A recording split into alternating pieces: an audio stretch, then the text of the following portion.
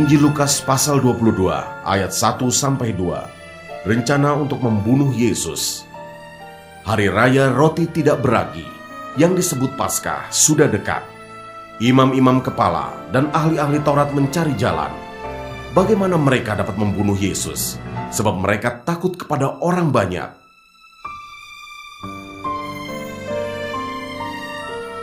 Ayat 3-6. Yudas mengkhianati Yesus.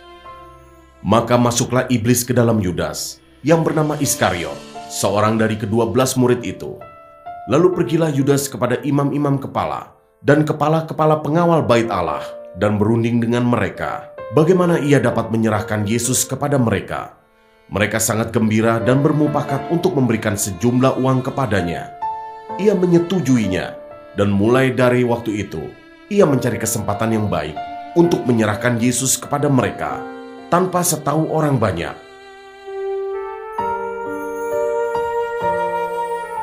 Ayat 7-13. Persiapan untuk makan Paskah. Maka tibalah hari raya roti tidak beragi, yaitu hari di mana orang harus menyembelih domba Paskah. Lalu Yesus menyuruh Petrus dan Yohanes, katanya, "Pergilah, persiapkanlah perjamuan Paskah bagi kita, supaya kita makan." Kata mereka kepadanya, "Di manakah engkau kehendaki kami mempersiapkannya?" Jawabnya, "Apabila kamu masuk ke dalam kota, kamu akan bertemu dengan seorang yang membawa kendi berisi air. Ikutilah dia ke dalam rumah yang dimasukinya, dan katakanlah kepada tuan rumah itu, 'Guru bertanya kepadamu, di manakah ruangan tempat aku bersama-sama dengan murid-muridku akan makan Paskah?' Lalu orang itu akan menunjukkan kepadamu sebuah ruangan atas, yang besar, yang sudah lengkap. Disitulah kamu harus mempersiapkannya." Maka berangkatlah mereka, dan mereka mendapati semua seperti yang dikatakan Yesus kepada mereka. Lalu mereka mempersiapkan Paskah.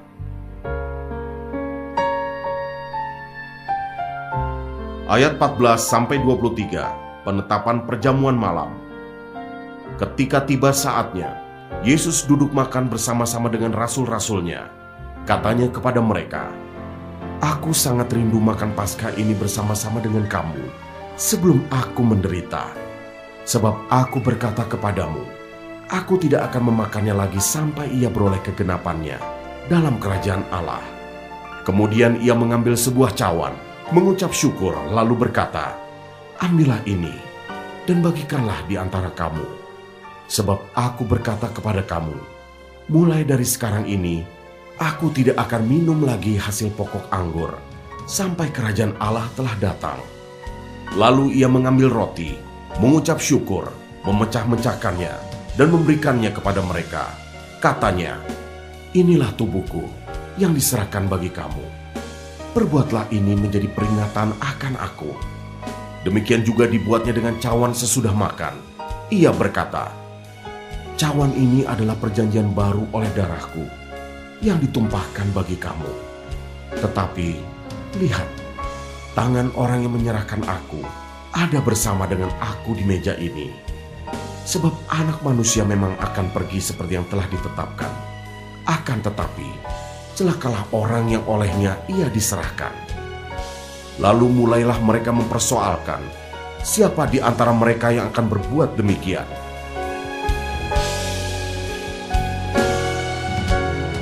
Ayat 24-38. Percakapan waktu perjamuan malam. Terjadilah juga pertengkaran di antara murid-murid Yesus. Siapakah yang dapat dianggap terbesar di antara mereka? Yesus berkata kepada mereka, "Raja-raja bangsa-bangsa memerintah rakyat mereka, dan orang-orang yang menjalankan kuasa atas mereka disebut pelindung-pelindung. Tetapi kamu tidaklah demikian, melainkan yang terbesar di antara kamu hendaklah menjadi sebagai yang paling muda, dan pemimpin sebagai pelayan. Sebab siapakah yang lebih besar, yang duduk makan atau yang melayani? Bukankah dia yang duduk makan? Tetapi aku ada di tengah-tengah kamu sebagai pelayan.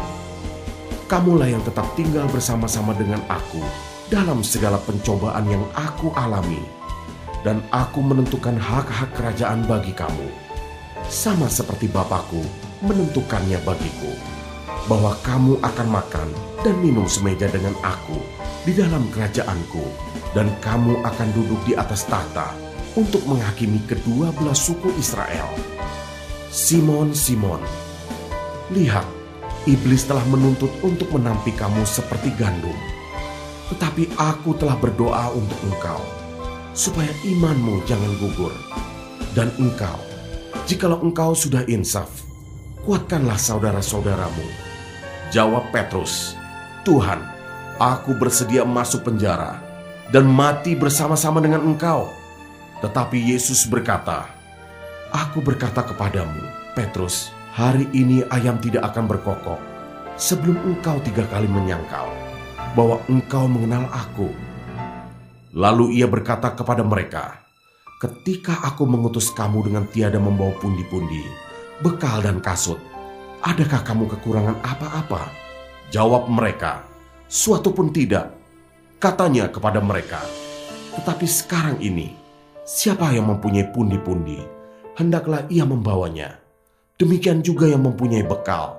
Dan siapa yang tidak mempunyainya, hendaklah ia menjual jubahnya dan membeli pedang. Sebab aku berkata kepada kamu, bahwa nas kitab suci ini harus digenapi padaku. Ia akan terhitung di antara pemberontak-pemberontak, sebab apa yang tertulis tentang aku sedang digenapi. Kata mereka, Tuhan, ini 2 pedang. Jawabnya, sudah cukup.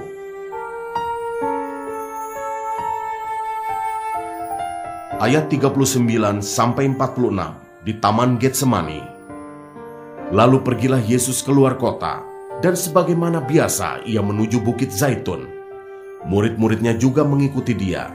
Setelah tiba di tempat itu, ia berkata kepada mereka, berdoalah, supaya kamu jangan jatuh ke dalam pencobaan.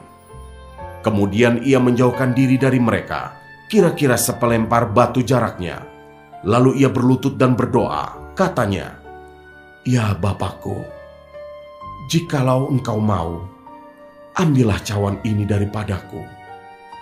Tetapi bukanlah kehendakku, melainkan kehendak-Mu lah yang terjadi. Maka seorang malaikat dari langit menampakkan diri kepadanya untuk memberi kekuatan kepadanya. Ia sangat ketakutan dan makin bersungguh-sungguh berdoa. Peluhnya menjadi seperti titik-titik darah yang bertetesan ke tanah. Lalu ia bangkit dari doanya dan kembali kepada murid-muridnya. Tetapi ia mendapati mereka sedang tidur karena duka cita. Katanya kepada mereka, mengapa kamu tidur? Bangunlah dan berdoalah, supaya kamu jangan jatuh ke dalam pencobaan.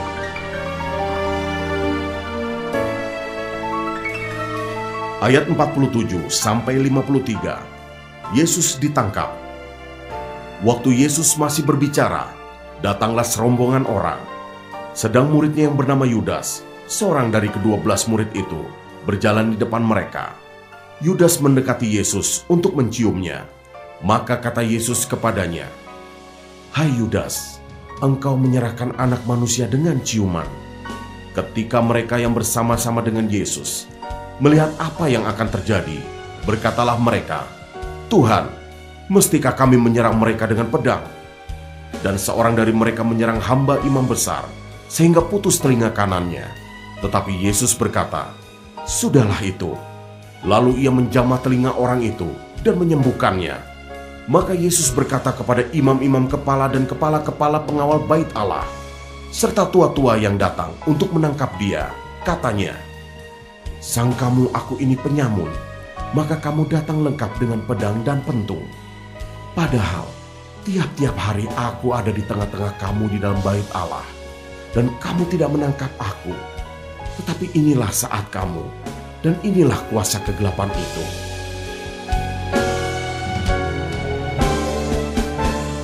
Ayat 54-62, Petrus menyangkal Yesus. Lalu Yesus ditangkap dan dibawa dari tempat itu. Ia digiring ke rumah imam besar, dan Petrus mengikut dari jauh. Di tengah-tengah halaman rumah itu, orang memasang api, dan mereka duduk mengelilinginya. Petrus juga duduk di tengah-tengah mereka. Seorang hamba perempuan melihat dia duduk dekat api. Ia mengamat-amatinya lalu berkata, juga orang ini bersama-sama dengan dia." Tetapi Petrus menyangkal, katanya, "Bukan, aku tidak kenal dia." Tidak berapa lama kemudian, seorang lain melihat dia lalu berkata, "Engkau juga seorang dari mereka." Tetapi Petrus berkata, "Bukan, aku tidak." Dan kira-kira sejam kemudian, seorang lain berkata dengan tegas, "Sungguh, orang ini juga bersama-sama dengan dia, sebab ia juga orang Galilea." Tetapi Petrus berkata, "Bukan, aku tidak tahu apa yang engkau katakan." Seketika itu juga, sementara ia berkata, berkokoklah ayam. Lalu berpalinglah Tuhan memandang Petrus. Maka teringatlah Petrus bahwa Tuhan telah berkata kepadanya, "Sebelum ayam berkokok pada hari ini, engkau telah 3 kali menyangkal aku." Lalu ia pergi keluar dan menangis dengan sedihnya.